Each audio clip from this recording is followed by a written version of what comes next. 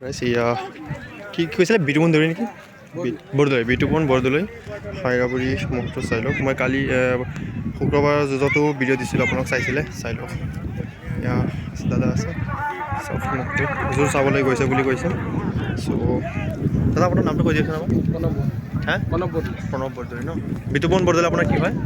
আপোনাৰ দাদা হয় ন বিতুপন বৰদলৈ তেখেতৰ দাদা হয় আৰু তেখেতৰ নাম প্ৰণৱ বৰদলৈ হয় চাই লওক এয়া বিতুপন বৰদলৈ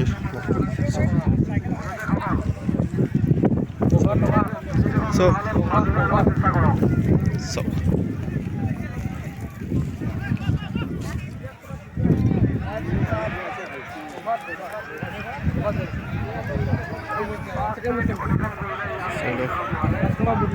বহুত সুন্দৰ এটা মুখ চাই লওক